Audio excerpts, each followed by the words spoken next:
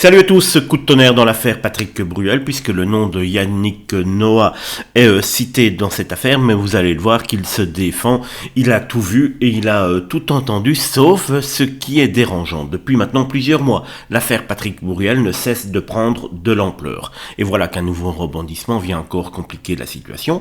Selon les révélations de Mediapart, 3 nouvelles plaintes ont été déposées, 2 pour des faits présumés de VIOL et une 3e pour une agression sexuelle présumée sur une personne qui était mineure au moment des faits, ce qui ne fait pas spécialement du bien au cas Bruel. Et c'est cette dernière plainte qui fait aujourd'hui énormément parler. La plaignante, appelée Maya, affirme qu'elle avait seulement 15 ans lorsqu'elle aurait rencontré Patrick Bruel à New York pendant l'US Open de tennis en 92.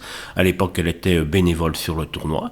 Selon son récit, rapporté donc par Mediapart et résumé publiquement, par la journaliste Marine Turchi, elle affirme que le chanteur aurait tenté de l'embrasser à plusieurs reprises, l'aurait plaqué dans un ascenseur et l'aurait ensuite invité à le rejoindre dans son hôtel. Ces faits sont contestés par Patrick Bruel, qui nie les accusations portées contre lui, celles-ci et toutes les autres. Mais un détail du témoignage retient particulièrement l'attention. Maya affirme qu'en arrivant devant la chambre d'hôtel, c'est Yannick Noah qui lui aurait ouvert la porte avant de lancer une phrase devenue extrêmement commentée. Bru, tu les prends à la maternelle maintenant.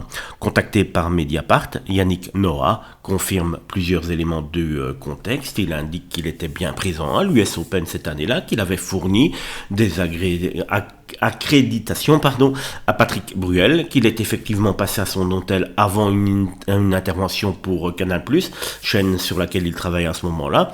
Il se souvient de tout, il se souvient d'avoir été à l'hôtel, donc il se souvient de tout, sauf, en revanche, il explique ne pas se souvenir de la scène décrite par la plaignante. À ce stade, il n'est visé par aucune plainte ni aucune mise en cause dans cette procédure, mais alors, Yannick Noah a-t-il perdu une partie de la mémoire? A-t-il la mémoire sélective? Ou tout simplement, cette scène n'a-t-elle jamais existé? Allez savoir, des années après, puisque je vous le rappelle, c'est en 92. Une chose est sûre, l'enquête est loin, très loin d'être terminée, et les prochains développements judiciaires seront particulièrement suivis. En tout cas, voilà encore un rebondissement dans l'affaire Bruel.